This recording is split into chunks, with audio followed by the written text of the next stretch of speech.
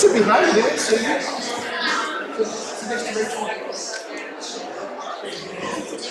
Oh, definitely. Have you met the brain? Good evening, everybody. If you would, take a seat. We're going to get started here in a few moments. For those that don't know, my name is Jason Fine. I'm the superintendent of Bexley City Schools, the greatest job in the world. And I couldn't be more excited to welcome everybody. We've got such an important partnership with our city, and this is such an important process. It gives me a little bit of nightmarish feelings, because I sat on this stage in the same setting about a year ago, so I'm excited to watch you go through it. You're gonna do great. But it was the first opportunity for me to meet the community. And I'm so thankful for this community, so thankful to be part of this community. And one of the first community members I met was our incredible Mayor Ben Kessler. And Ben is gonna talk us through the process, a really important process that I'm grateful to be a part of, and I'm thankful that you are here. If you need restrooms, if you head out to the back of the building and take a left, you'll have restrooms over here. If you need anything, I'll be in the back in case you need me. So thank you for joining us. Let's give it up for Ben Kessler, please. Good evening and welcome. Thank you, Jason. Thank you, Bexley City Schools, for opening up this facility to us to be able to use for this evening's program. So, this is one of the most important decisions that we make as a community, the selection of a new police chief. It's one that we don't take lightly, and if you've been following the process, you know that we've been taking our dear sweet time in doing so. We started off with a community survey report that Gail Saunders, who's moderating this evening, helped prepare for us. We engaged a national search firm with expertise in law enforcement, executive recruitment, to help us with the search. And we've had a whole team, a whole village of community members helping submit questions for this evening. So thank you to those who did that. We've had community members helping with interviewing, helping with touring, helping with this evening's Q&A facilitation, sitting in as mock community members and mock community meetings as part of our interview process. So it's been a great, robust process so far, and in many ways this evening is a culmination of it. This community event where unfortunately for them, all four candidates get to sit up here at the same time next to each other, riff off of some ideas and some questions, and give us the opportunity to hear all of the really amazing skills that they bring to the table. And one thing that I am overwhelmed with coming out of a full day of back-to-back interviews is just the raw talent and skill that we have in the candidates that we're talking to this evening. I also want to take a second to thank the officers of our Bexley Police Department. I had the pleasure of doing ride-alongs with many of our officers leading into this process. I intend to continue until I get to every single officer as we seek feedback for the future of our agency. But officers provided excellent feedback through our community survey process. They helped us craft questions for the interviews and for this evening. And they have just provided really excellent insight as we have prepared for this process. There is an opportunity for you as well to provide insight. So for those of you who are physically present this evening, there are cards that have been passed out, QR codes that you can provide feedback. It's an open paragraph form survey. It's broad. Let us know what you think. I'm going to read every single one of them. Those who are helping in the interview committee, council members, will read every single one of them. If you're watching this virtually, that link is maybe on the social media post that has this live feed. Maybe it's on Bexley.org. It'll be on the blast. And we're going to leave that open until Sunday evening. And we're going to continue to look back at that as we finalize our plans. I want to address timing a little bit. I said timing, it's taken us quite a while to get here in July since we started the process in early 2022. And then we announced this town hall would occur a week ago, or last Friday, actually less than a week ago. Pretty fast. Not something that we wanted to do, and I've had some feedback about how fast that was. It was because we were trying to wrangle the schedules of 4 different candidates to find a night where everybody could come together for this town hall. This was the only night that worked, that didn't put us out another month, and risk losing really quality candidates. So we made a decision to move forward. We have a really strong virtual presence on this evening. I'm really excited to get that feedback from all forums. So, should I take a little longer to talk? No. Without any further ado, I would like to welcome up to our stage our candidates for the evening and our moderator, Gail Saunders. Thank you.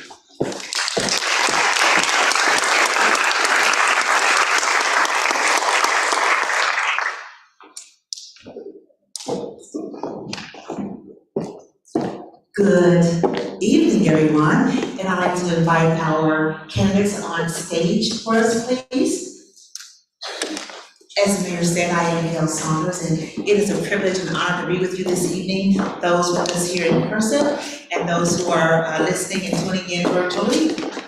And so tonight, we're going to get an opportunity to hear directly from our candidates. They have had a full day, so we're so pleased and thank you for being able to join us this evening. We'll have a seat, and we're going to take a few minutes and get started.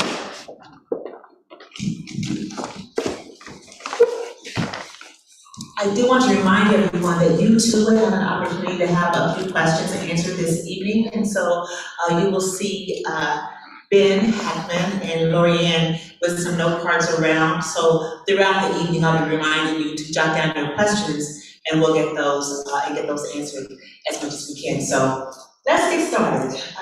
We're going to ask each of you to take 2 minutes, if you would, to give us a little bit about yourself. Tell us who you are, your background, and you can do it all in 2 minutes. Major, we're going to start with you. Okay, let's use this. Yes, please. Awesome. You might have We'll to share the microphone, you can pass the microphone. push on the bottom of the microphone and hold it for a second. Sorry. Hello. Okay, cool. All right, 2 minutes. So my name is Wendy Stiver. I actually was born in Honolulu, Hawaii. My family was Air Force, so we moved around a lot. And we first came to Ohio in 1979. So I've been in and out of Ohio since then, particularly in Dayton. I worked at the Dayton Police Department for 21 years. I retired there in 2020, and I left because I had an opportunity to go down to Charleston, South Carolina, and work on a racial bias implementation project down there. I worked on that project for a while, and then ended up coming back up to Dayton. I'm currently working as a consultant on international police reform projects in Armenia, Ecuador, and India, specifically designing procedural justice curriculum and implementing other police reform. One of the cool things about that opportunity is that other countries are looking to ours for inspiration and leadership when it comes to reforming their police departments. And I think that says a lot about who we are, and it gives us an opportunity to raise the bar of possibility for the whole world on this issue. So I'm doing that, and I'm also part-time. I'm an aviation student at Sinclair Community College, and I'm finishing up my private pilot's license right now. So it's a lifelong dream, and I finally found the opportunity to do that. So hopefully I'll pass all my tests and get that done. You did it in your spare time, huh? Right. Everything that's been down. By the sheer numbers of the people that are present here in the room and watching virtually, it suggests that you are definitely concerned about who is going to serve as your next police chief. Over the course of today's conversation, I'm going to share with you how I plan to lead, manage, and connect with you over the course of the remainder of my career, should I have the privilege of serving as your chief. With more than 26 years of law enforcement experience and serving in multiple capacities, from field training, defensive tactics instructor, to police supervisor instructor, consulting on critical issues that are facing our community and nationally, being a peer support person for law enforcement officials who are in crisis as a result of being involved in a critical incident. But most importantly, outside of the work that I do as a law enforcement professional, I'm also active in my own community. Currently serving on the Civil Service Commission within the community in which I live, and I always find ways to give back. Right now, I currently serve as the Deputy Chief of Police for the Cuyahoga Metropolitan Housing Authority. And some of you may wonder, how does that community relate to yours? Well, just like you, the Housing Authority is a resident-driven community. The police exist for the sole purpose of serving you. But what's most important is, working in that environment has taught me how to lead with humility. And while I've had a tremendous career, my career has been amazing because I've worked with amazing people. And what I want the officers in the room to know is that my success has always hinged upon the frontline employees, the dispatchers, the executive assistant, the officers, whether they're part-time or full-time. So we've always maintained a connection with the officers and the FOP to ensure that we are providing the highest level of service to the people we serve. Thank you. Thank you so much. And Chief Goff. Yes, thank you very much. I know most of you, probably some of you know who I am here, but my name is Ken Goff. I'm currently the Deputy Chief of Police here at Bexley, and I've been the interim chief since January 5th of this year. A little bit of background about myself for the people that don't know. I've been in public service since I was 17 years old. I served in the military, both enlisted and worked my way back, and got a commission as an officer. So I had the pleasure of leading a lot of groups of people and established great teams over the course of my career. I served in Desert Storm. I'm a decorated veteran, and it led me to law enforcement. You know, I wanted to continue to serve my community, and because I consider a lot of value in serving people. That's just been me.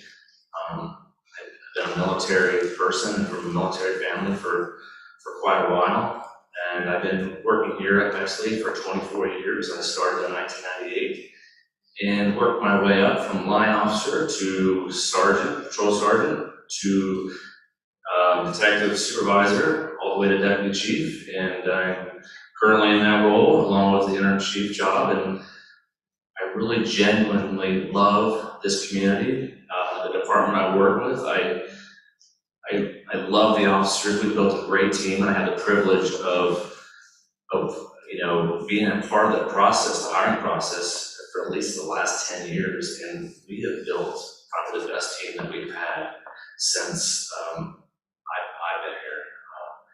And I would like to continue to drive this train because we have tremendous things to do, and I want to meet a lot more people in this community and get to know them well. And yeah, so that's a little bit about me, but I appreciate your questions already, and look forward to speaking with one of you in the future. So thank you. Thank you so much. And Chief Lewis. Well, good evening. My name is Gary Lewis. I am currently the Assistant Vice President of Operations and the Chief of Police at the University of Louisville. And for those that don't know, it could be enunciated Louisville, Louisville, or very directly just Louisville. I've enjoyed my tenure there. It's been 4 years.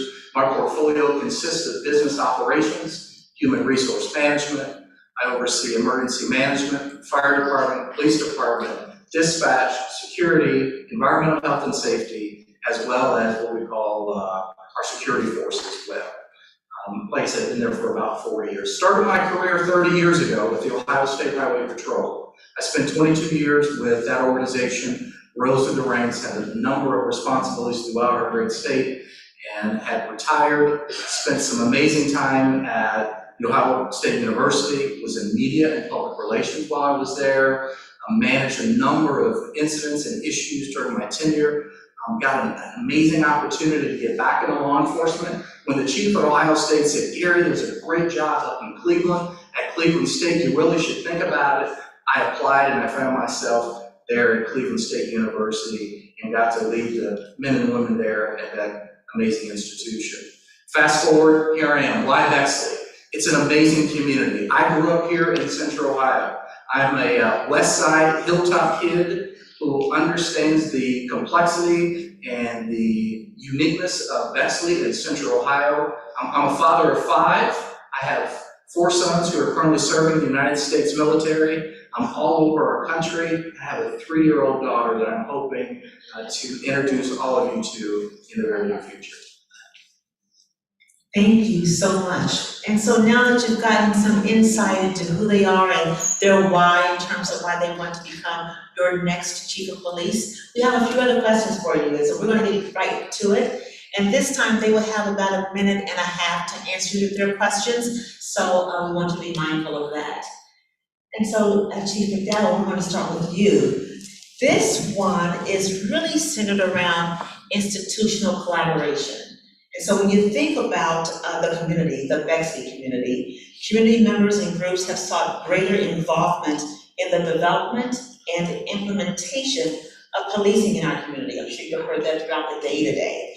And so the question is, how have you previously partnered with communities beyond elected leadership to help develop or modify policing services in your prior roles? So I want to speak about access and legitimacy. As a government body, we are supposed to be accessible to the community. We're supposed to be accessible to the community.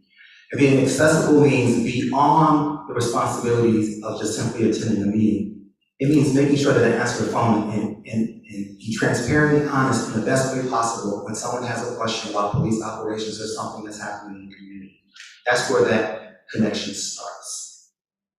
So, and beyond that, it's also about getting out in the community and being visible and available. So that leads back to legitimacy. See, if you're accessible to the community, then the community is more likely to see you as being more legitimate. If, as an executive, I'm modeling that behavior for the staff as well as supporting them, and we're out engaging the community together, then that's how we build trust. Because between the frontline officers who you're likely to encounter more than you may encounter me, as long as we're promoting that vision of community, that's how I have been able to accomplish that goal, and will continue to move that initiative forward with you. And this is a two-part question. And so you mentioned the accessibility.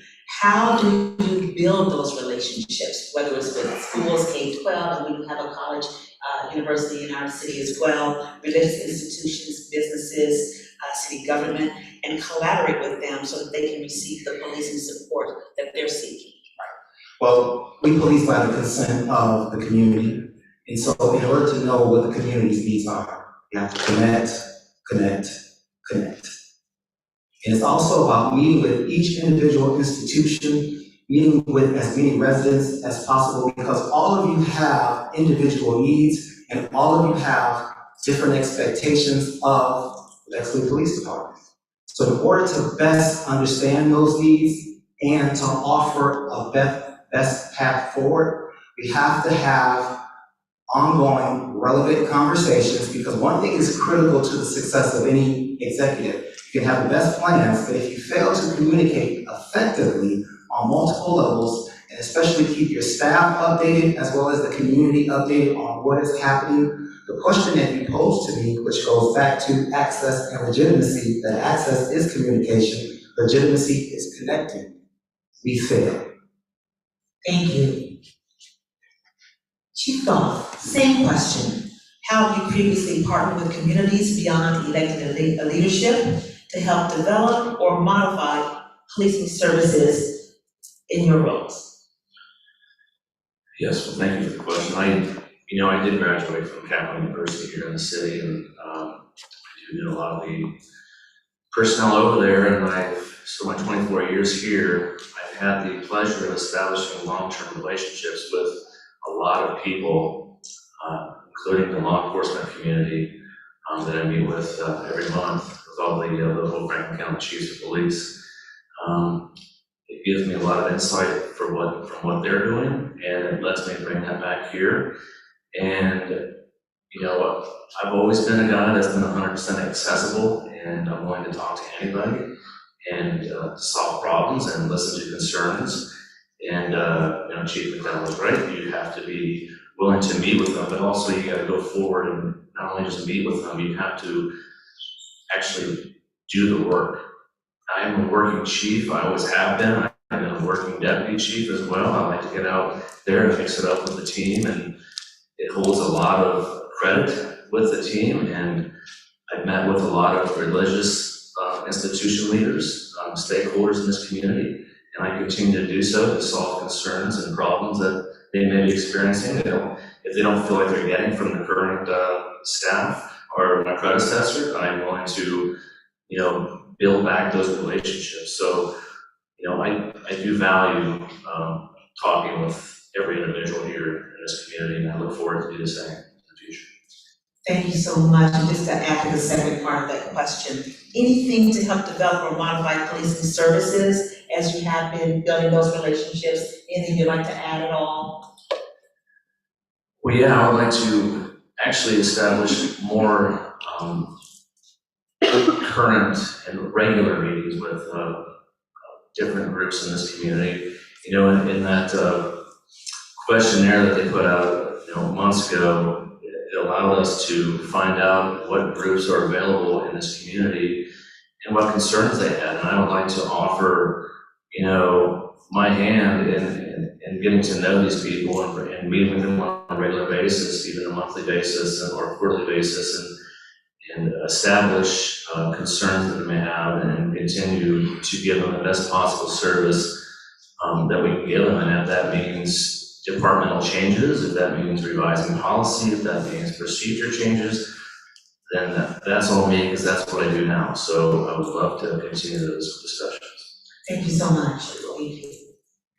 And Chief Lewis, again, it's a two-part question. The first one centers on how have you previously partnered with communities beyond elected leadership to help develop or modify policing services in your prior roles?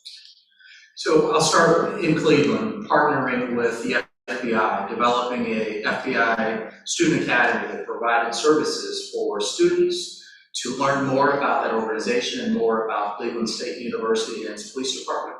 Partnered with the city of Cleveland and developed the first partnership ever to have another agency work with them in having a horse-mounted unit, which was an amazing tool that we partnered and had this high visibility of our officers with Cleveland PD monitoring the campus as well as the community. I've continued that relationship in Louisville and building relationships not only within the campus community, but externally to answer the question succinctly. Old Louisville was adjacent to campus, and I meet with them every other week to talk about critical issues, how we can support that community, although it's not in our jurisdiction, but the visibility, that presence is extremely helpful. We have partnered with Louisville Police Department in providing additional levels of support for them during crisis following Breonna Taylor and so many other things. Relationships, that is my strength, building partnerships with external agencies and entities that have a vested interest. I created a suburban community network of all law enforcement agencies in Jefferson County, and that has been a huge success in sharing resources as well as having the ability to communicate and network in building. So that has also been a huge aspect. So lots of examples of that dynamic that go far beyond from high schools, middle schools, elementary, as well as other governmental entities. And I want to make sure that we're giving equal time to everyone. So it's two-part to that. Anything else you'd like to add related to building relationships with community institutions, businesses, anything else you want to elaborate on? Yes, ma'am. So with the building on that, the Southern Police Institute was founded in 1955. This is, it encourages agencies from all over the world to send officers there. We have built a relationship with them that had never existed. We have created a student internship program with the School of Criminal Justice that allows our students who were there at the University of Louisville to graduate. We hire them. We have a 3-year agreement, put them through that training. That's also built a great relationship for us. We are just continuing to see a lot of success in building on the internal as well as the external and making those partnerships. Thank you so much. Yes, And Major, we'll wait for the microphone to reach you. Sure. And remember, this is a two-part question. First, centered on policing services and then the relationship. So how have you previously partnered with communities to help develop or modify policing services in your prior roles? So in my last 3 years in Dayton, I was gifted with the opportunity to serve the downtown Dayton community. And downtown Dayton, if you're not familiar, is about the size of Bexley. It includes the Oregon district where I live. And it is a very complex atmosphere of different types of businesses, religious institutions, and large and small companies, restaurants, all of these breweries that are coming in. And so the first thing I did was I went out and I met with my partners and I listened to them. And I learned what their priorities were. The Downtown Dayton Business Partnership was concerned about visibility of police officers. And also about our really not great reputation for being very aggressive in parking enforcement. And the mayor actually looked at me in a meeting and said, fix it, right? So that's what I was tasked with. So I listened to people and then I reached out and worked with different partners to implement strategies to make those changes that you talk about. One was a focused foot patrol program. And as part of that project, we didn't just listen to the community and respond to their needs, we listened to the officers. And we asked them what they thought of the idea, and we incorporated their suggestions and feedback into the actual strategy. And then the second part of that was listening to our parking enforcement staff and asking them to build better relationships with the community as we employ new strategies. And then the second part of that, building relationships. Talk about that, if you have any examples that you want to share, and how you go about building relationships to collaborate with the various organizations. Absolutely, and so all of my colleagues here had really, really excellent answers, but I'll add to that and say it can't just be me. I can't be the only person in the organization that's out there building relationships. I make a practice every time I go to a community event or a meeting, I always bring someone with me. Someone who might not normally be exposed to community engagement as part of their normal role in the police department. It prepares them for leadership, and it expands those relationships beyond just me into the whole agency. I actually tried to get a friend of mine to come here tonight just because I'm so used to always bringing a buddy along. Thank you so much. And so next we're going to get into best practices. Talk a little bit about that and get your views on best practices. Chief Goff, we're going to start with you with this question. Bexley's municipal leadership values creativity and creative problem solving and innovative leadership across all departments. What is the relationship between law enforcement and innovation? And if you could provide some examples on how you have problem solved in a creative way and original way throughout your career, and anything you want to add about implementing best practices in the organization. Thank you very much.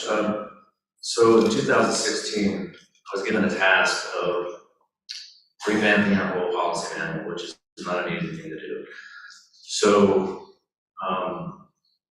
I took it upon myself to establish 100 plus policies, written, implemented them into our agency, and currently working on the procedure manual now. It's pretty healthy right now, but so that was based on a lot of concerns from the public and just noticing that we just didn't have the right policy manual established.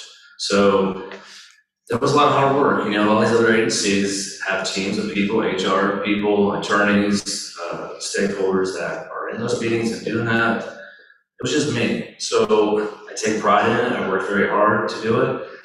And now we have some of the best practice of law enforcement executive research policies now here at Bexley, and we're still growing. I'm always looking to evaluate and establish more to better serve our community. And as far as some innovative ways,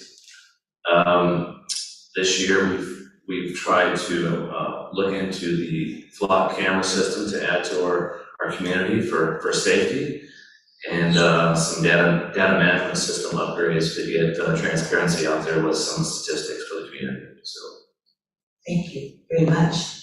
Chief Lewis, best practices. Best practices is a great topic. While at Cleveland State University, we had, so the gold standard in law enforcement is CLIA. CLIA is an acronym for accreditation, and that is really the standard that all agencies across the country, no matter the size, look to build towards. So I had successfully got us through the CLIA accreditation process. We were successful at that, and it's still continuing with policies, with practices, with ensuring that things are being consistent. Fast forward to my tenure now at the University of Louisville and looking at what innovation, what technologies are existing. And we know that as we continue to become smarter and technologies are there, we are implementing, as we speak, I'm doing a beta and looking at technologies that involve camera improvement, license plate reading, doing it in areas where we've seen crime and the need for lighting and camera coverage. When I got to the University of Louisville, we had about 400 cameras. We're up now to 2,000. And that's in a 4-year span. So the emphasis on technology, on improving and upgrading and looking for new best practices and becoming a smart campus, that has been under my watch. Thank you. And as we pass the mic down to Major, I want to remind everyone that if you have a question, raise your hand, we'll get a note card to you as we continue our questions. So best practices, examples. Excellent. So this gives me an opportunity to talk about evidence-based practices or evidence-based policing. And I was fortunate to spend some time with the National Institute of Justice in a program called LEADS, Law Enforcement Advancing Data and Science. And as a component of that, I was gifted with the opportunity to work in residence at NIJ, focusing on evidence-based practices. So an example of that, when we talked about that foot patrol project, I worked with a researcher at the University of Cincinnati, and he analyzed all of the crime hotspots in our downtown. We identified the 6 places where we tended to see crime, and we worked with our officers to get them to deploy in 15-minute increments in those places, which is based on an actual research practice or a piece of research by a researcher at George Mason University, that in 15-minute increments, we can have the greatest effect on crime reduction in our communities.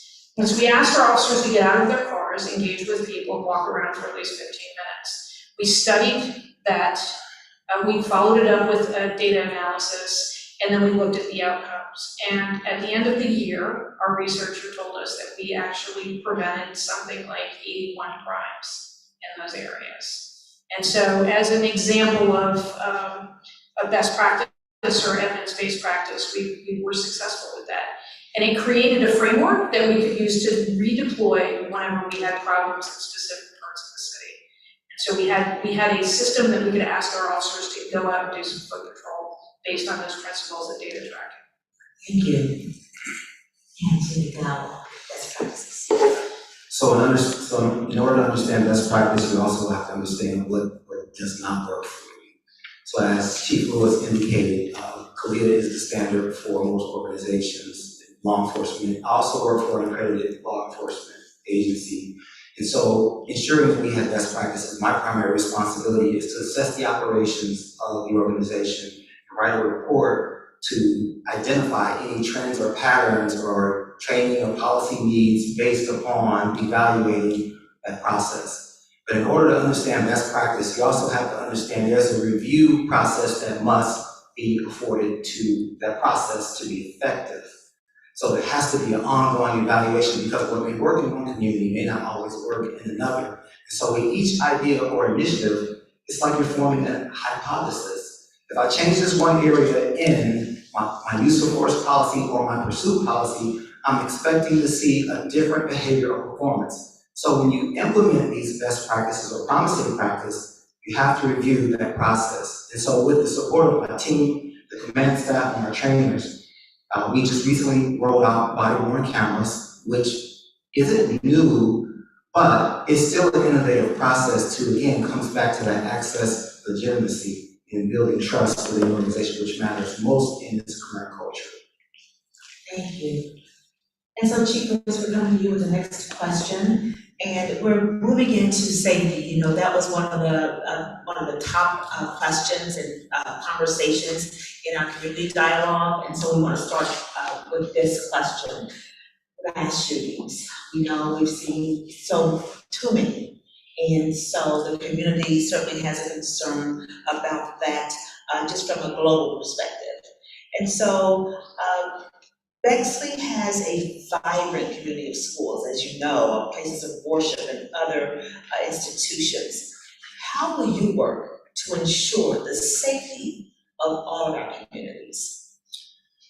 So one of the things that I've done the past 7 years, I'm a part of the FBI Joint Terrorism Task Force. I'm also on the executive committee. And so we get executive briefings from DC.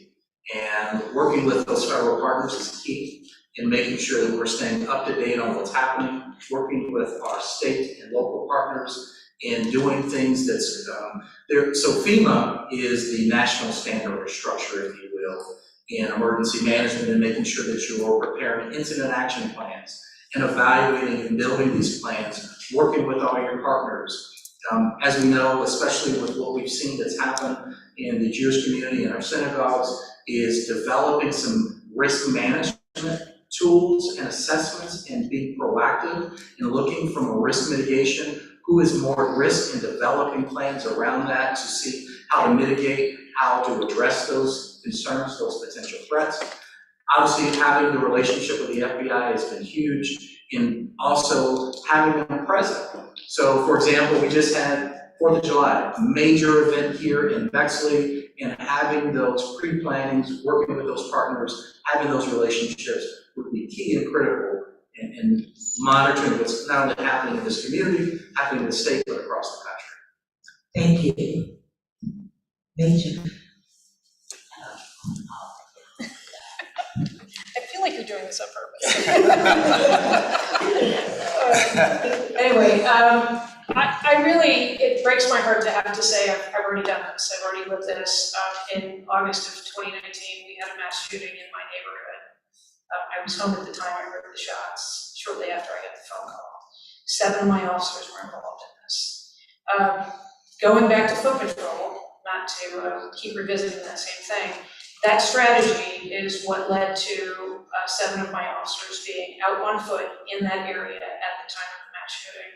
Within 30 seconds, they were right there, they responded immediately, and within 30 seconds, they stopped the shooter. The absolutely horrific part of this is that 30 seconds was almost too slow. He was able to kill 9 people and wound 27 others in 30 seconds.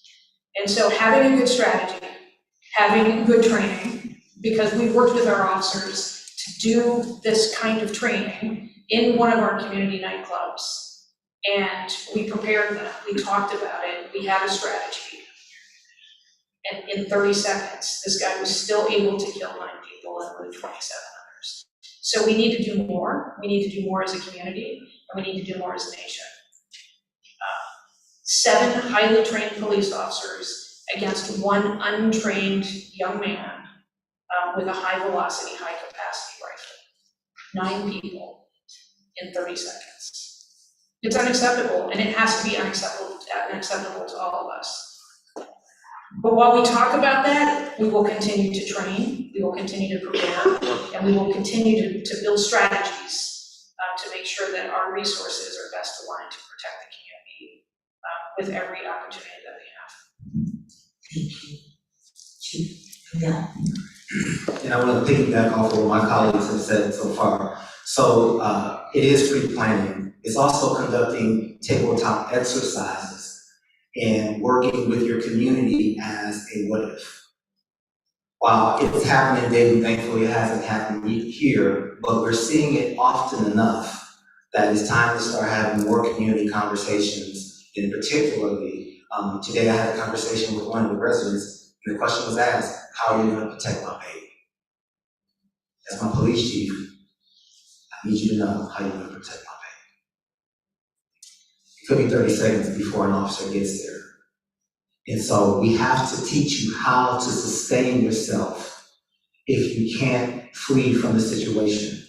But we also need to, we talked about best practices in the last question. What's happening nationally should be teaching us now what we need to be paying attention to. Do we have the proper security locks on the schools? When the police respond to someone who is a potential threat, are we reporting them through the court system to make sure they're red flags so they're not able to purchase a weapon? Are we paying attention to the behaviors of people who may pose a threat to us and knowing how to intervene, meaning knowing who to call to ensure that we are putting forth every effort to protect you. So it is a community effort, but prevention, you paying attention and reading those reports from previous incidents will help inform us on how we should move forward as a community to keep you safe. Yes, Chief. Thank you. So recently, as you know, we just completed a 4th of July event here in Bexley, and it was my 24th event that I have worked and helped plan. And we are always constantly looking for ways of improving security. And, you know, throughout my career with establishing relationships with all the law enforcement professionals in the community in the Central Ohio area, you know, I was the liaison terrorism task force member for our agency, and allowed me to establish a lot of rapport and contacts with Homeland Security, and it helped develop plans to help out in these large events. And we included in the last few years, with the collaboration with local leaders, you know, putting in place large salt trucks, dump trucks to prevent cars from just mowing down people. We have established partners that will come in undercover in uniform to help out with security, and as well as for the high schools in the schools around the city, we currently have collaboration with lockdown drills. Our men and women here at Bexley are highly trained. We establish critical incident training constantly when given the opportunity and resources that we have here in the department. So we are always looking for ways to improve, but given our track record, I think we do a very, very good job here at Bexley, and we're always confident every time we have a large event that it's going to go on with a safe evening for the community members. So. Thank you very much. And so this next question, another topic of interest in the community as we were continue those community forums, and it is working with minority groups. I'm going to come to you, Major, with this question. I'll share my mic with her. And so this question really centers on the fact that nationally, and even recently here in Ohio, officer-involved shootings have shined a collective light on racial disparities in policing. Members of the minority community in Columbus have expressed a fear that as they drive through Bexley, they might be targeted by our police. So how can you proactively nurture an environment where our Bexley streets remain safe, and that all people in Bexley and surrounding communities feel comfortable visiting our city, and any data or benchmarks you might want to employ to help address the effectiveness of that? So this is a real hard question to answer in 90 seconds. I'm going to give it my best shot here, because this is worthy of a much longer conversation. This is a national issue, and cities all over the country are experiencing the same thing. This is where we look at evidence-based policing and evidence-based practices. We look at the data, there are opportunities for improvement and opportunities to do better. And first and foremost is we know through evidence that when we focus our traffic enforcement efforts on traffic problems, when we focus on safety issues, we tend to see reductions in crashes, injuries, and fatalities. Violent crime doesn't go up, and the disparity outcomes are changed, they're reduced. And so we do a better job of serving the community in ways that doesn't produce the kind of collateral harm that we're talking about. And the other component of that is sometimes we use traffic enforcement to address violent crimes and drug problems. And there are much better ways to do that. Using a traffic stop to address violent crime and drug problems in a community is like doing surgery with a shotgun, right? We want to do that with a scalpel. We want to give our officers better technology and resources so that they can go after violent criminals They can investigate crimes, they can do it constitutionally with search warrants, rather than using a shotgun to take out a kidney stone. I'm getting the wrap up. Yep, sorry.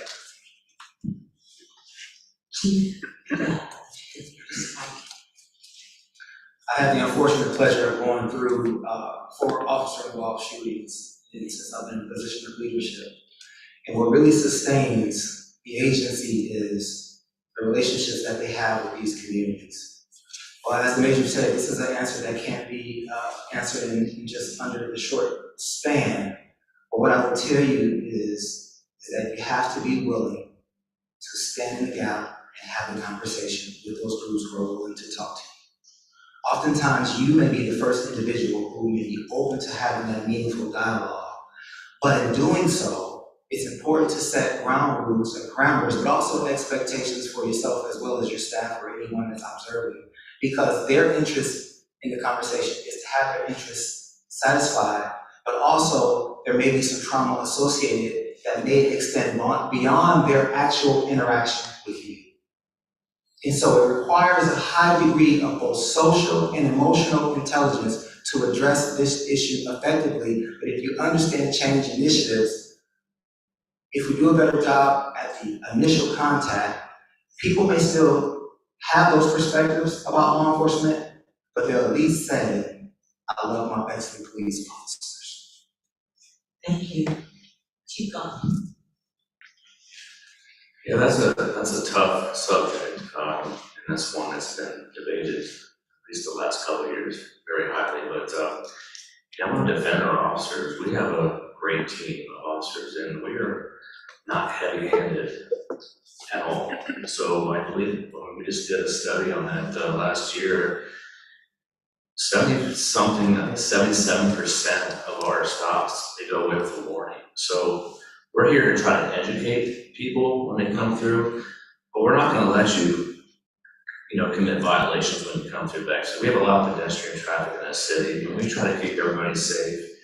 And there's an awful lot of guns out there on the street, and we have a great rate of pulling those illegal guns off the street. And we've got a program to improve that, full of guns. We try really hard to keep this community safe. And I think this is not public safety is not a spectator sport. It takes the community to get involved as well. So if they're getting second or third hand accounts of stories of Bexley police officers who make stops, based on race, I would challenge them to come in, to talk with us, to look at the video, to understand how the officers treat these traffic stops and the people that occupy these cars, and just get a true sense of the good character of men and women that work in this agency. Because I really do value the work that they do here, and I think it's unfair for some of these people to feel that way. But I do understand it, and I'm going to have this conversation with them. Thank you so much, Chief. Chief Lewis. So I'm going to address the elephant in the room and say perception is reality. And that perceived reality to many who either live in this community or travel through this community is very real. We've got to be honest about that. And I think regardless of what the data says, that feeling that individuals have is real. So how do we address that? You got to be accessible, you got to be transparent, and you have to be willing to listen and develop those relationships with key stakeholders and start to chip away at those perceptions, those realities and how people feel. Because if there are anxieties that start to increase when a person sees that welcome to Bexley sign, then we've not done our job. Feeling safe is so critical to the citizens, but it's also just as important for those traveling in and out of this community, but also having this firm but fair mentality, but changing that culture, that belief, that feeling, I think is going to be key, no matter which one of us is selected for this position. I think that it's very important to work with key stakeholders in every aspect in this community, from our Jewish community to our African Americans, our Black and Brown, our LGBTQ, and talk about how they feel on different issues and how the response has been in the past and how it will be in the future. Thank you. And some of you touched on morale and change in part of your responses, so we're going to move into a question regarding morale and change. It is an issue that's facing departments all over the country. We know that. We've seen it over the last 2 years and beyond. So what specific morale issues do you think might impact Bexley police officers? And as chief, what steps would you take to boost that morale and secure officer retention, and at the same time, recruit quality candidates to the open positions you may have? So I am starting with Chief Watts. So morale is definitely comparable to the retention fear that I live with, at least that happened for the last couple of years. But and you see the nationwide, you see the numbers dwindling in law enforcement, and it's concerning, you know. And you have to understand the reasons why they want to leave this profession, and I do understand it, you know. And I've been a part of the hiring process for a long time, and I've seen the numbers dwindle, and you know, but we've managed to get the best of the best out of what we have at the pool. But as far as keeping the morale up, you know, we're a small agency. We have limited mobility in our department. We have a detective bureau, that's it. Like, we don't have the resources. We're 32 sworn. We don't have the ability to operate a SWAT team or K-9 team or all these other glorious things that these large departments have for resources. So how do you build morale? Well, you give the officers structure, you give them training, you give them the sense of wanting to be here. You have city leadership, strong city leadership that provides the stuff that we need to do our job. And I think we do have that here. But the mobility question, we have a lot of talented people here in Bexley, and you want to see some of your rock stars get promoted. You want to see them move up the chain, and I think we need to allow that. And I think it's strong, and we have very promotable people here in our agency. We need to see them move up, and I think that's a strong point. Thank you so much. Chief Lewis. So I think with morale, you know, morale is my responsibility. At the end of the day, as the leader, it falls on me. And I think just assessing the internal dynamics, the challenges that come in as an outsider, we're gonna have to evaluate that and evaluate that quickly. I think there are some low-hanging fruit opportunities though to find some wins and increase and improve morale. I think it's also listening internally to the department, to a lot of the things that are taking place in this profession, in this space. I also think it's listening to the community. I think it goes hand in hand and ebb and flows clearly with what the chief had shared with the inability to have upward growth. It's great insight to kind of understand some of the challenges that have been going on. So I appreciate even hearing that. But I do think that it's listening and then applying that. And I talk about this often, but we have to manage up as leaders. It's my job to manage up, to share with council, to share with the mayor, to share with stakeholders how important these items are, that if we're 15, 30, 50, or 500 strong, that these are opportunities of growth, development, as well as morale, to be able to improve the services to this community. Thank you. Chief McDowell. So to expound on what's been stated, it's also important to create a shared vision and to identify within that vision what is important to the existing staff. There was a moment when, for any one of us in the areas of where we were, there was a moment where you were really excited when you started the job. You knew what the qualifications were, you knew what the hours were, you knew what the mobility opportunities were. But somewhere along the way, you lost your engagement. Somewhere along the way, you began to look elsewhere. And so, as my two colleagues have already stated, my responsibility is to understand first, is it because we lack effective management? Because oftentimes people lose interest because of who their direct supervisor is. So we need to identify that. We need to make sure our supervisors have the right tools. We need to make sure our reward system is in place to identify those individuals who are totally committed to public safety, the mission and vision of this organization, because the best pay, the best equipment, the best community, that's what you expect, that's what they expect. But we also have to make sure we have the best management, we're listening, and we're inclusive in our ideas, because when you have a really talented staff and they're committed, they don't want change forced down their throat, because they know they're smart enough to help you guide that process and see the mission through. Thank you. Major, please. So policing is relational, and most police officers will tell you that they want to know that people care about them, right? The community cares about them, and leadership cares about them. So that's one of the most important things. In a previous position of leadership, I talked to everybody in my unit, and I asked every one of them the same question. To tell me about a really good day that you had at work. And every one of them told me stories of serving other people, caring for other people. And a lot of it really is about caring. And so we have to give them what we ask them to give to the community. We have to take care of them. We have to practice trauma-informed leadership, just like we're talking about practicing trauma-informed policing. We have to make sure that we're caring for the organizational spirit in a way that it makes it a good place to be. People want to be at work. And if you can produce an environment where people are almost sad to go home on the weekends, you're winning, right?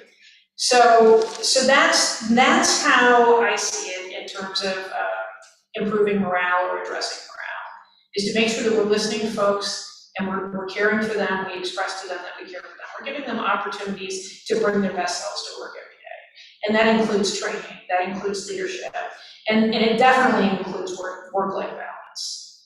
Because the one thing we've learned in the last couple of years is that if we give our whole selves to our jobs, that we're cheating ourselves of the other joys and experiences in life. Thank you so much. Before I ask one more question, I'm going to ask Ben Hackman and Lorianne to gather any questions from our community, and we'll be able to ask a couple of those as well. So, communications.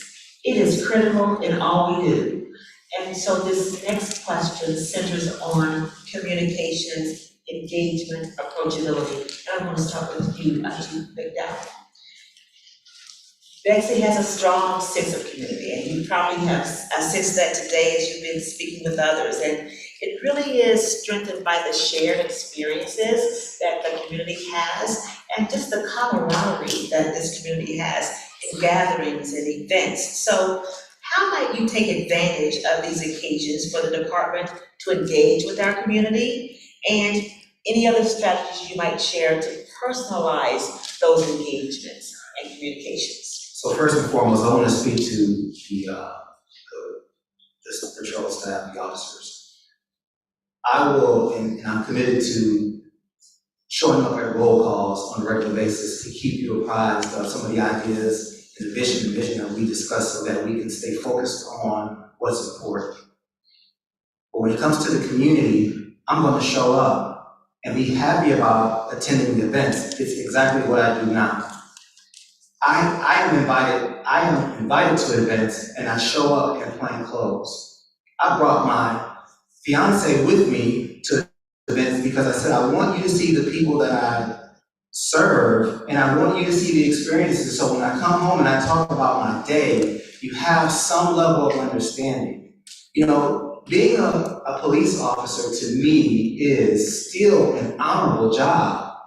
And this is the moment for all of us who said we really want to make a difference. The community and the world and those who have different experiences with the police, they're crying out for us to show up and bring our best selves to the profession. So what you can expect from me is, I like to bike, I like to hike, I'm a photographer. So if you're having one of those events, I'm going to show up and I'm going to bring my kids with me, unless you ask me to show up as a police chief. But I am happy to participate in your community events, and I've had the pleasure of meeting some of you and furthering these conversations already. Thank you. Major? So as far as communication goes, I think we've all played the telephone game, right? And the one piece of communication that sometimes we leave out is that feedback loop. in making sure that we're listening to each other, but that we're also verifying that we understand each other.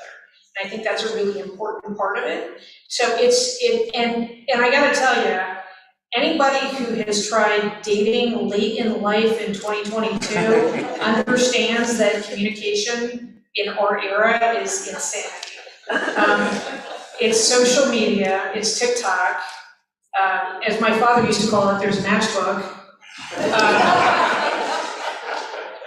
Right? There's Twitter and text message and email and phone calls, and I don't even know anybody that uses a phone anymore, right? I have friends that just won't even answer. And so there's so many ways that we communicate now that it really creates a challenge to communicate effectively. And we've got to establish cultural competency throughout the organization to use all of those tools the best way possible. It's about showing up and it's about being present, but it's also about recognizing that not everybody in the community can show up. And so we have to take advantage of all the technology and all the other things we have to make sure that we're sending those messages out as clearly as possible, listening, and then providing the feedback to make sure that the community knows we actually understand what they're telling us. Thank you very much. Yes. Chief Lewis. Yes, ma'am. So I believe to be relevant is to be present. You have to be present. And I think that what has been shared with technology and social media, YouTube videos, having that engagement, that mechanism to be able to communicate what's happening. And oftentimes we forget our primary stakeholder is internal. I can't tell you how many great communicators do a phenomenal job going back to the community, but they forget their own department, their own officers, dispatchers, et cetera, and not sharing that vision, that message. So I think you've got to make sure that it's consistent, it's frequent and often. You've got to be willing to accept and hear what's going on. I do a number of different events from Chat with the Chief. I do community forums.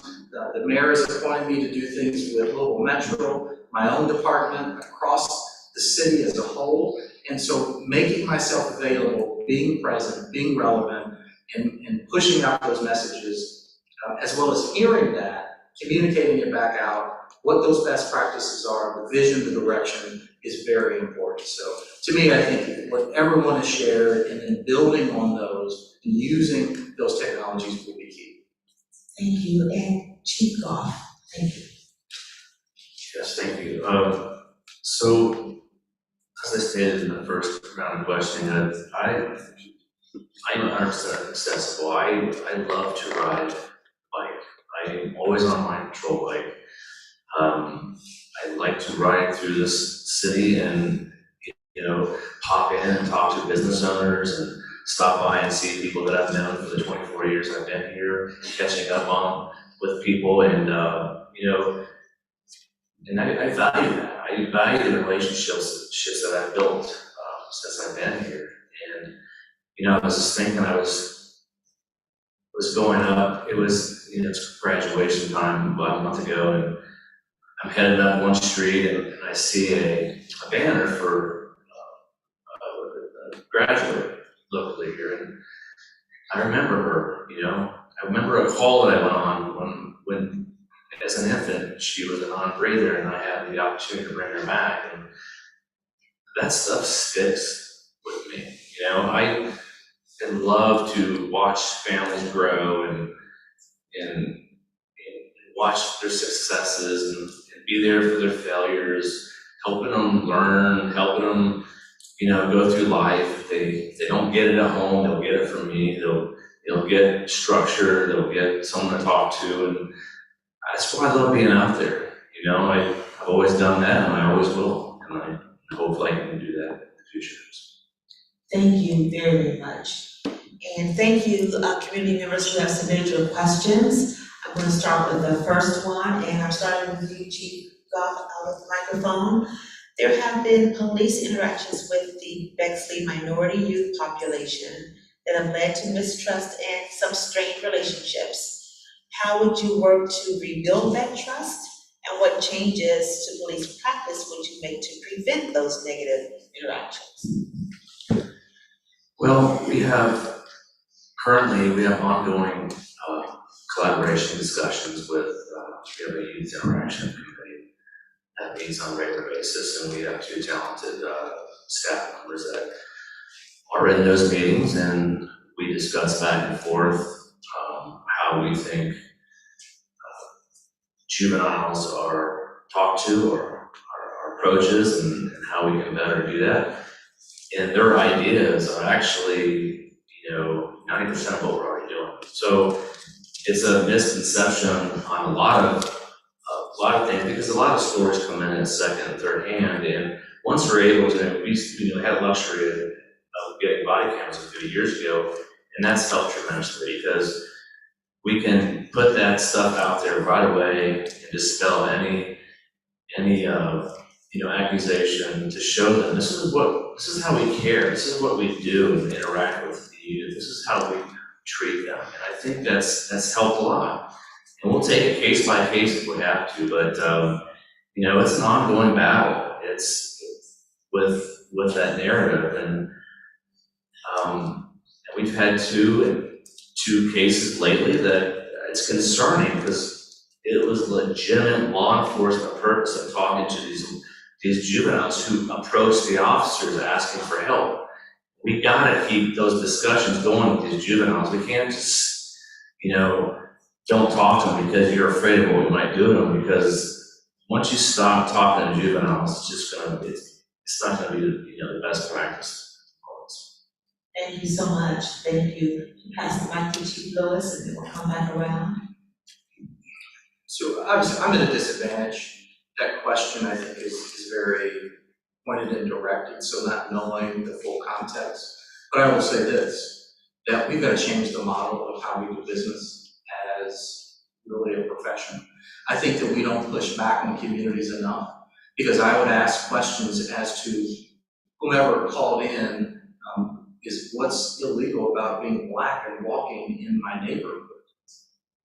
Why are we sending how is this a police matter?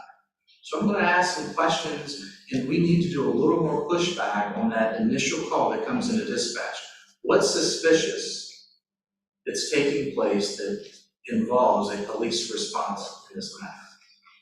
And we need to force that caller to rethink, was this really, or are you just uncomfortable? And it feels very unfamiliar, therefore you're initiating to see something, say something. Was this really applicable? And I think that we need to completely change that mindset. One of the things that we've been doing in the University of Louisville, and I'm trying to work with other agencies, is to ask that simple question. How is this a police matter? Why are we engaging? Because once we show up, and we don't show up with 1, we don't show up with 2, we show up with 3 or 4, and now you've got a 12-year-old asking that question, and that's what escalates things. And that perception that we go back to is real. You get one time to make a first impression, and I would not want that to happen.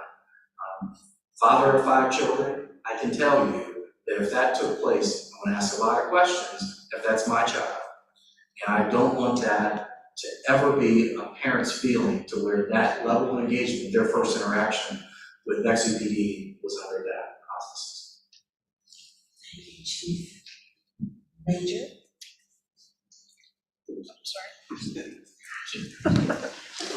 I'm gonna get it right from the end. Left or right.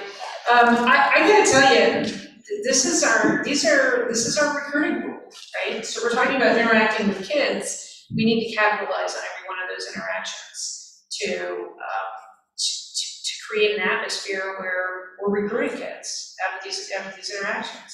It may start off with a kid coming up to a police officer or a police officer approaching a child, but that child might very well be a future police officer, and so that needs to be a very important part of that conversation.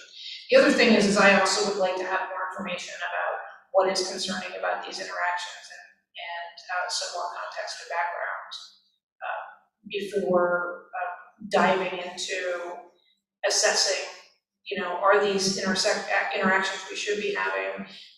Is there a training issue? Is there a perception issue? And is there a different way that we can approach some of these issues? If there's a chronic problem involving kids in our neighborhoods, that might be an opportunity to do some problem solving and engage those kids in the process. And there's a number of examples I can give you to look at, noise, kids playing basketball in the streets. I'm just rattling off some complaints that I've dealt with in the past. My approach to them was to always talk to the kids, listen to the kids, and find out what was going on. And I learned so many interesting things about neighborhoods and communities that way. And so sometimes it may look like a problem. It's really an opportunity to build a relationship and to recruit a future police officer. Thank you, Chief McDowell.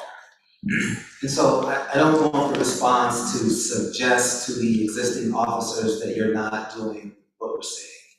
It is the question that was asked of us, and so we're all sharing our perspectives and what's possible. And so I can tell you, in working in an urban environment, most people will say that's a difficult environment. It is.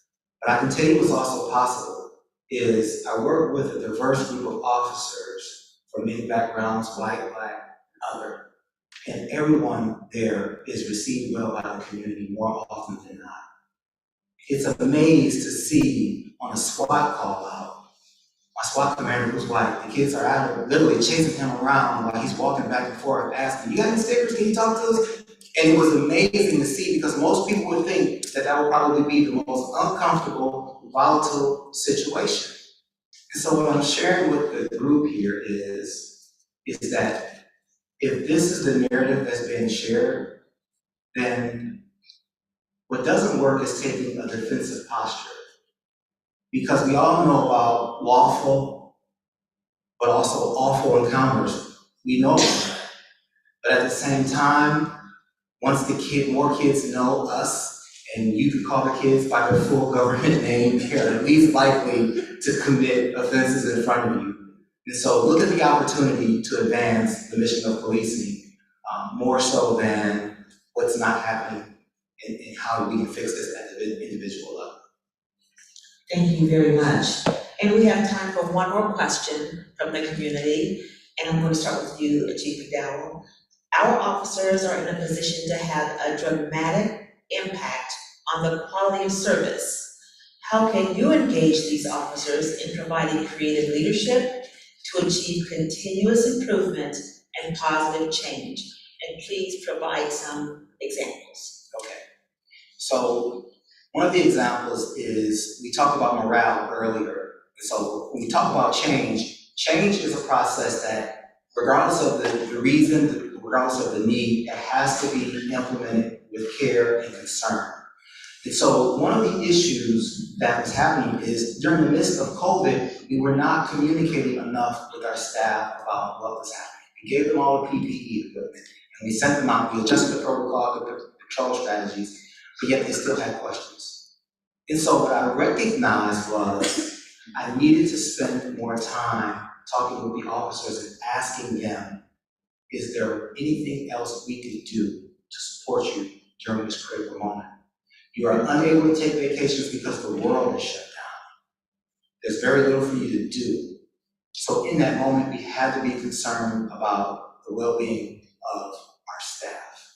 And it still comes back to building relationships, because if you wait until there is a crisis, it becomes far more difficult to help your staff or the community transition through that situation if there is still a high degree of distrust, whether that's between the frontline officers and management or the advocacy groups that you're still going to need to rely on when the dust settles and you need everyone to come back together.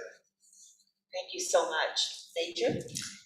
So I think I can reflect on my own experience, and what was life-changing for me in my profession was getting the opportunity to advance my career through training and networking a little bit outside of the law enforcement bubble, right? So we have phenomenal people working in this profession, and I've met so many great people today already working at the Bexley Police Department. I want to paint a vision for the future that gives them an opportunity to bring their best selves to work every day and to advance their own personal goals to improve to seek out training opportunities that might be a little outside of what we traditionally think of in law enforcement training. I had the opportunity to go to an academic conference once, and I was like a fish out of water there, but I learned so much, and I made connections that I brought back to my agency and my city, and we used that to continuously improve what we were doing. And so there are a lot of opportunities to listen to them, to care about their futures, and to give them opportunities to again, bring their best selves to work and to be their best selves. And I think that's probably one of the best ways to engage people and to motivate them, while giving them the opportunity to act as leaders, work on projects, and produce results. Thank you. Chief Buck. You know, I sit up here and I hear about what you do about morale for your agency.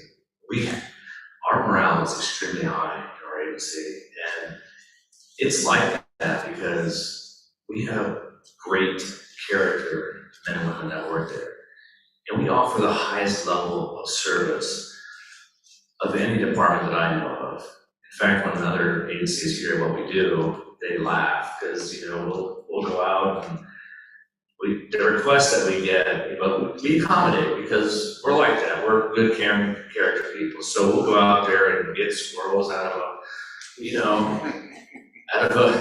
a basement window, or on one side, and get bats out of the house.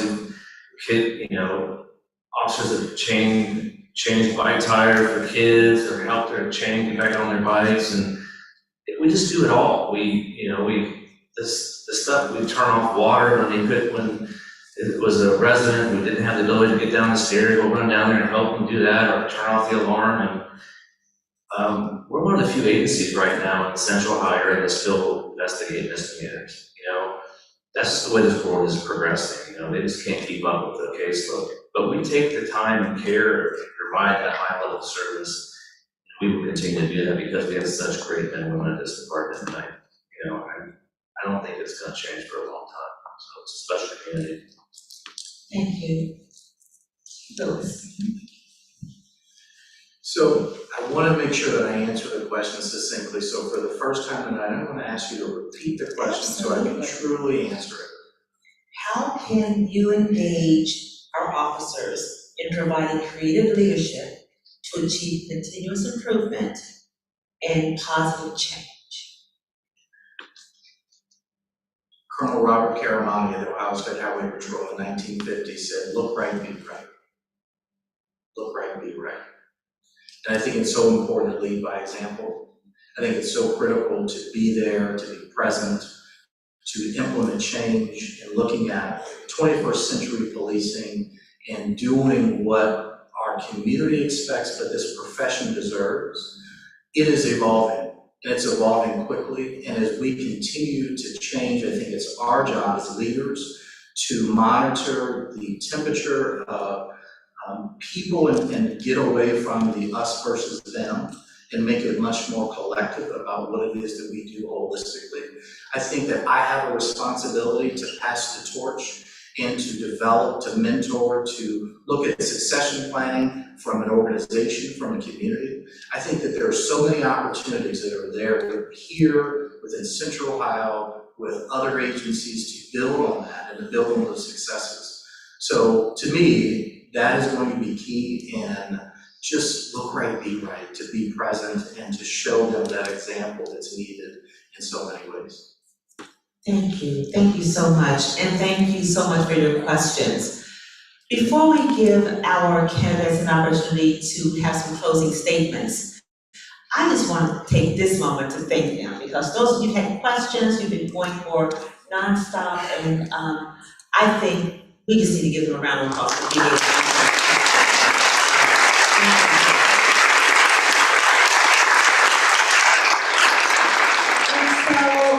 You're going to have a minute for your closing comments, and we are right back to where we started. I have been tracking. It's a Major, it is Delete first.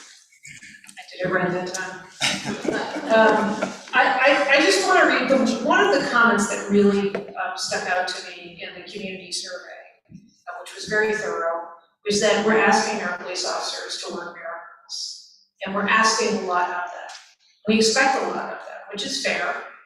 It's a tough job, and it's an opportunity, again, to raise the bar of possibility for everyone. This community is fantastic. I have seen such high commitment and engagement from both the community and the officers today and other city staff.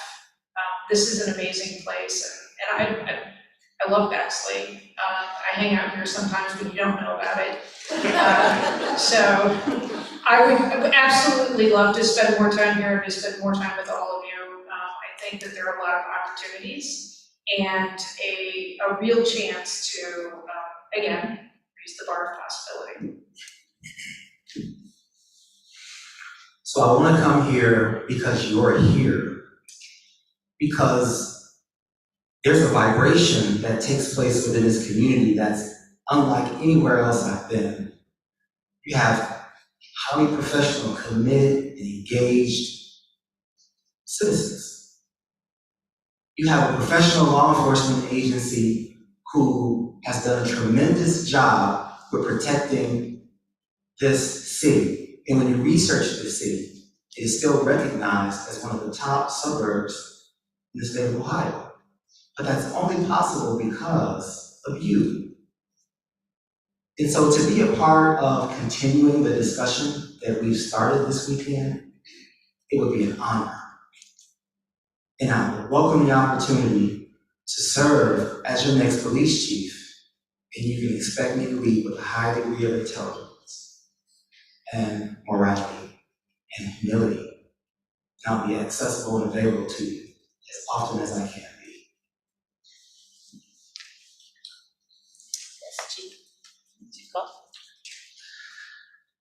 So it's been a long ride working in this community and at this department, and I can't tell you the appreciation I have with the opportunity to do that. And I would like to continue for years to come, given my strong leadership style, and that skill set is, just being the most honest, accessible person that I can be. And, when we went through the recertification process with the Ohio Collaborative, when they received all of our data and all of our certification forms, and we didn't just meet standards, we exceeded them, and they were blown away by what we do here. And I just want to continue to build on that and grow with this team of men and women that I have the luxury of building relationships with, and I just want to say that, so I appreciate it. In 1992, I went to the Mount Gilead Highway Patrol Post. I was the only African American in the entire county. A gentleman by the name of Greg Rogers took me under his wing. Brilliant man who we lost to cancer about 15 years ago. My mentor, who I absolutely adored. 3 years ago, I got a letter in the mail. It's from a company called American Century Gift Trust. In 1995, Greg had put a few dollars away that would mature on my 50th birthday, and I opened it up and it said, "There's no substitute for loyalty." Greg invested in me years ago, and long after passing, that I made a commitment to him, to his legacy, to mentor, to be the next conduit to the next generation of this profession that I have devoted 30 years of my life to. I will never say anything negative, except that we've got to do better. And it starts with people like us sitting here. We're committed to you. Someone will get this opportunity. And whomever it is, if it's not me, I salute you and say that if you need me, I'm here and will support you. And I think my character and my track record has proven that. And so I appreciate this opportunity to present to this amazing community and potentially look forward to that opportunity. So Thank you so much. And before I ask the mayor to come up, I'm going to take a personal point of privilege to ask each of you to stand and give these candidates a round of applause because they have really shared their insights with us tonight. It's not really easy. They've been candid, open minds, and we can really give you a round of applause for being top candidates for city government. Thank you, thank you, thank you. Mayor Kessler, I'll turn it back over to you. Thank you, and a round of applause for Gail Saunders for all of her work at Company.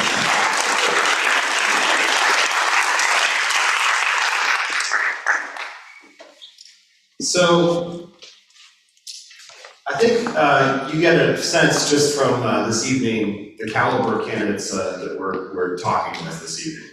I want to tell you, I don't take it lightly that you all chose to spend the day with us, and last week, quite a bit of time with us, and when I was asking council members, is it fair to put 4 candidates up on a stage together and make them sort of like vie for this? Of course, I asked the wrong people, because council members were like, well, we didn't do that. Fair enough. But thank you for your gamely participation as we had this evening, and we have some additional engagement tomorrow, and still more to come. What I promised to you when we started this process was that I'm here to hear your feedback and consider that as I work with our city council to select our next chief of police. Tonight is one data point, but your feedback on that data point is incredibly important. We have that online survey I talked about. It's linked to on this live stream. It's on a piece of paper that was handed out to you. But there's also the phone that no one uses anymore. You can pick it up. 614-559-4210 is my direct line at City Hall. I will call you back. I would like to hear what you have to say about this evening. I love your online comments too, but I also love good conversation. So we're not going to rush. We've not rushed anything about this process except making sure that everyone can get here in one room tonight for you guys. We're not going to rush the final decision. We still have a couple more things that we need to do. So we're going to consider everything we've done through that interview process. We're going to do some more in-depth background checking as we go forward to make an offer to that candidate. City Council is an incredibly important part of this process. I was talking about this earlier today with somebody, and they were like, so how does this work? You know, you put a candidate forward and council has to vote for them. What if council doesn't vote for them? And I said, look, if we put a candidate forward and council is split or is going to basically bomb that candidate, then I'm not doing my job right. So we're building consensus together as a community with your input and the values that you've expressed. So thank you so much for being here tonight. We have a lot of online listeners, watchers right now, and I appreciate you guys being here. This stream will be available for the community to watch and to continue to provide feedback on. I hope that everyone has a great, safe evening. I hope that it stops raining here for a while. And thank you again. A big round of applause for our candidates and for guests. You'll stick around for a little bit as long as your patience allows, so feel free to ask some questions. I hope we get a good photo. Yeah, thank you.